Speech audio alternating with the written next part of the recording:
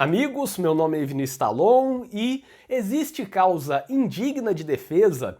Será que há casos em que o advogado criminalista deve recusar, como por exemplo casos de crimes violentos ou relacionados à corrupção, como corrupção em si, concussão, lavagem, organização criminosa e outros?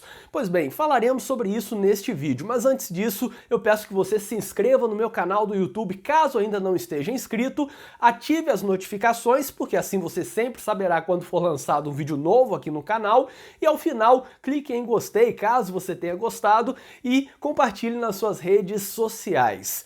Bom, esse debate é muito importante, discutir se há alguma causa que não merece a atuação de um advogado criminalista. Recentemente tivemos uma discussão no quadro O Grande Debate da CNN Brasil entre o grande advogado Augusto de Arruda Botelho e o comentarista Caio Coppola. E eu não vou entrar aqui em nenhuma discussão política de esquerda, direita, se é a favor de um ou contra o outro, não me interessa esse aspecto. O que me interessa aqui é a mera discussão técnica sobre o direito, sobre a área criminal e sobre a advocacia. Então, o ponto crucial é discutir: existe algum caso que não merece defesa? Vejam que o Caio Coppola, em vários momentos, se referiu de forma pejorativa à advocacia criminal. E ele até tentava corrigir, falando que não estava falando de todos os advogados. Em determinado ponto, ele falou com o Augusto de Arruda Botelho sobre pessoas da sua laia, provavelmente se referindo à advocacia criminal, o que deu causa à necessidade de fazer um desagravo que foi muito bem feito pelo doutor Augusto. O que interessa discutir, portanto, será que aqueles, digamos, corruptos, entre aspas, que ainda não foram condenados, não merecem defesa? Isso é possível que alguém seja condenado porque é tão claro que praticou o ato de corrupção que nunca vai ter direito à defesa, nem precisa de defesa, o advogado pode se recusar e ninguém vai defender. Eu vou dividir aqui em dois pontos. Primeiro ponto, eu vou citar algumas pessoas que falaram sobre isso. Não vou aqui dar a minha opinião pura e simples, porque eu entendo que há pessoas extremamente mais qualificadas falando sobre o direito de defesa. E no segundo ponto, eu vou tratar de um aspecto prático, exatamente sobre essa questão de ser possível ser condenado, se é possível ser condenado sem defesa técnica. Então, no primeiro ponto, eu gostaria de recomendar a vocês este livro aqui. Esse é um livro muito interessante, Como se faz uma defesa criminal, do Vitorino Prata Castelo Branco. Eu considero que a página 5 deste livro talvez seja uma das páginas mais importantes sobre a advocacia criminal no Brasil. Provavelmente, porque ele reúne ali, além da opinião própria, a opinião do autor, Vitorino Prata Castelo Branco, e também a opinião de alguns grandes juristas da história do Brasil, falando exatamente sobre esse aspecto da falta de defesa, se seria possível alguém não ter direito à defesa. E ele fala muitas vezes sobre crimes violentos, mas dá para entender atualmente também nesse aspecto da corrupção, que é o que debateram lá no programa da CNN Brasil. Ele fala, por exemplo, também não é estranha a atitude do advogado criminalista que defende o réu acusado do crime mais tenebroso, porque na sua ação profissional não está ele defendendo o delito cometido, nem a pessoa humana do réu. Está ele defendendo o princípio sagrado de que ninguém pode ser julgado sem defesa, princípio que não é apenas favorável ao réu, mas a todos os cidadãos, sejam eles quais forem. Então o que ele fala aqui é algo que a gente sempre explica. Defender alguém em um processo criminal não é defender que o que ele praticou ou eventualmente praticou, porque não foi condenado, não há certeza ainda, é algo bonito que tem que praticar. Então, se defender alguém que praticou ou está sendo acusado de ter praticado algum ato de corrupção, isso não significa que você concorde com a corrupção, que você queira que a corrupção seja institucionalizada, descriminalizada, que seja algo permitido. Não tem nada disso. A defesa de uma pessoa, na verdade, é a defesa do direito dessa pessoa a ter uma defesa técnica, que está na Constituição Federal, no Código de Processo Penal e que deve ser observado esse direito. Então, não se trata de uma defesa da própria pessoa em si, mas sim do direito daquela pessoa, e também não é uma defesa, muito menos, do crime praticado. E o interessante, até nem tem nessa parte aqui do livro, mas o interessante é que quando se fala sobre advogado criminalista, sempre tem esse preconceito. Você vai defender aquele que praticou um crime violento, que praticou corrupção. E aí eu pergunto, e o médico? E o comerciante? O médico que atendeu alguém que praticou um desses crimes? E o comerciante? O comerciante é obrigado então a perguntar: você está respondendo a algum processo criminal? Antes de vender uma bala, antes de servir lá a refeição, tem que perguntar isso? No mercado, em qualquer outro lugar.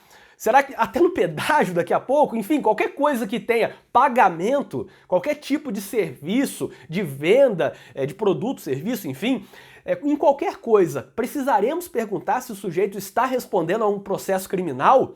Se isso parece estranho em relação a essas outras atividades, por que na advocacia criminal querem que o advogado não atue nesses casos? Vão exigir também que os dentistas, médicos, os comerciantes, ninguém atenda essas pessoas? Então, esse é um ponto que eu gostaria de destacar. Daí, o autor também fala: defendendo o perigoso bandido, na verdade, o advogado criminalista está defendendo o direito de defesa de todos os cidadãos do mundo. Não se trata de defender uma pessoa individualmente. Quando aquela pessoa tem uma defesa técnica, efetiva, uma ampla defesa, todos os outros passam a ter um pouco mais de garantia de que, se forem processados, terão o respeito à defesa técnica. E não se trata de buscar a impunidade. O que queremos é apenas o cumprimento das regras do jogo que foram escritas pelo Estado.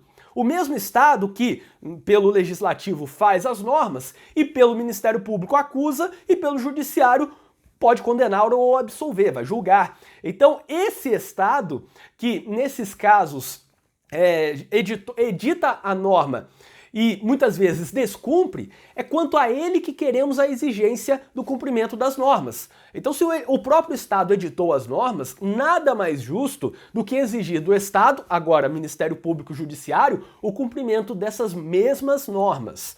Outro ponto, mais pro final aqui da página 5, ele começa a citar vários autores. Então, por exemplo, tem uma parte que ele cita Rui Barbosa, dispensa comentários.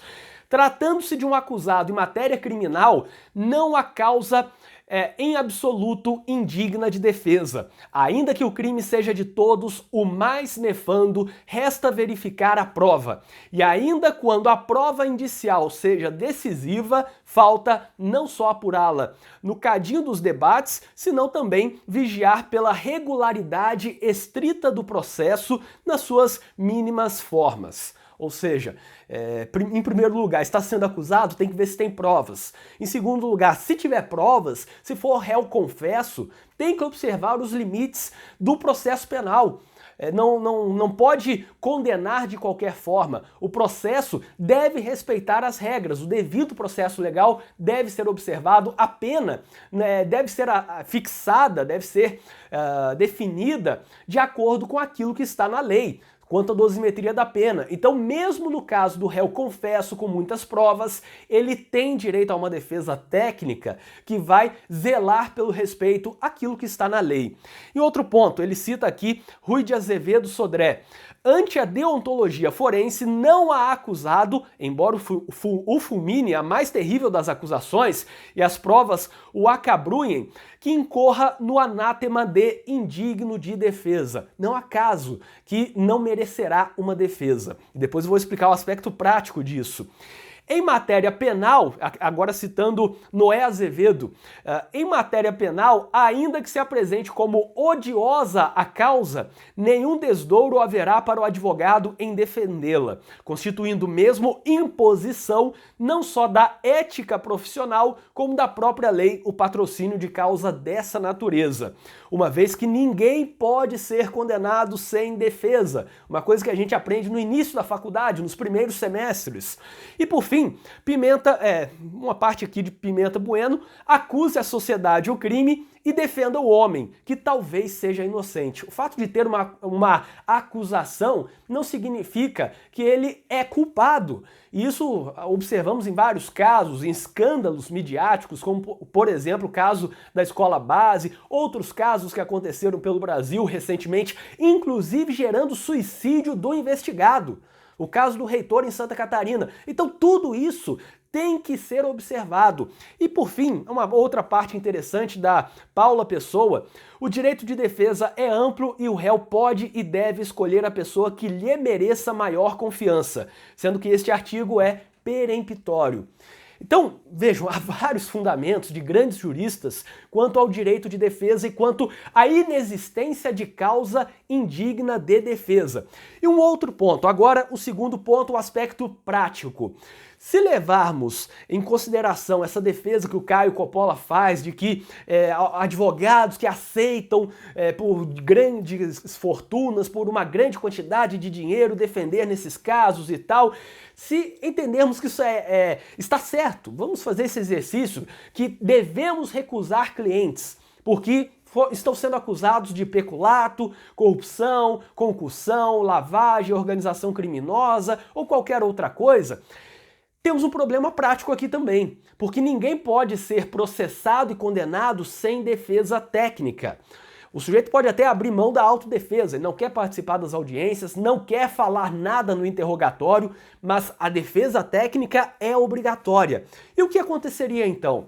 A partir do momento em que ele não constitui um advogado, aquele réu passaria a ser representado pela Defensoria Pública ou por um defensor dativo. Em outras palavras, a defesa dele seria do Estado, paga pelo Estado. O Estado paga a Defensoria Pública, os subsídios dos defensores públicos. Eu já fui defensor público, sei como é exatamente assim. A Defensoria Pública tem o seu orçamento e paga os subsídios mensalmente aos defensores públicos, que não vão ganhar mais nem menos tendo mais ou menos trabalho. Mas eles já têm muito.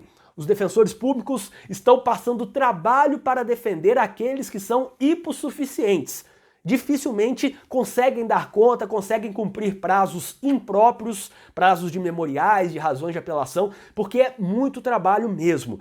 Então, teríamos agora uma situação estranha, porque se aquele indivíduo que praticou corrupção e tem condições financeiras não pode utilizar um advogado, ser representado por um advogado, ele tem que ir para a Defensoria Pública. E aí eu pergunto, será que, por exemplo, Caio Coppola ou outros que compartilham desse pensamento gostariam de que esses indivíduos, em tese, que praticaram atos de corrupção, fossem defendidos com recursos públicos pela Defensoria Pública ou por defensores dativos? E não seria errado uma pessoa que tem condições financeiras ser defendida pela Defensoria Pública, enquanto aqueles necessitados e suficientes que não têm condições estão tendo dificuldades na defesa, em muitos lugares não há, em muitas comarcas não há defensores, há defensores substitutos e tal, se deslocando uma vez, 2 vezes por semana. Então, dar mais trabalho ainda para a Defensoria Pública e fazer com que a defesa desses casos seja paga com recursos públicos, essa é a solução. Enfim, pela questão, como eu disse aqui, da ética, pela questão do direito à defesa técnica e também por essa questão prática que muitas vezes ninguém pensa que iria automaticamente para a Defensoria Pública ou para um defensor dativo, caso não constitua um advogado, é que eu entendo que foi muito oportuna a manifestação do doutor Augusto durante o grande debate na CNN Brasil. Eu espero que vocês tenham gostado deste vídeo. Inscrevam-se aqui no canal do YouTube e ativem as notificações, porque assim vocês saberão sempre que for lançado um vídeo novo aqui no canal. E caso você tenha gostado do vídeo, eu peço que clique em gostei e compartilhe nas suas redes sociais e dê uma olhada no link que está na descrição deste vídeo, porque ali você encontra várias coisas úteis, como por exemplo, uma lista de transmissão para receber todos os meus artigos e vídeos diariamente, de forma gratuita, lá no WhatsApp. E também encontra artigos, vídeos, livros de minha autoria, livros que eu indico, contato para palestras, cursos em que eu leciono e muito mais. O link está na descrição deste vídeo e até o próximo vídeo.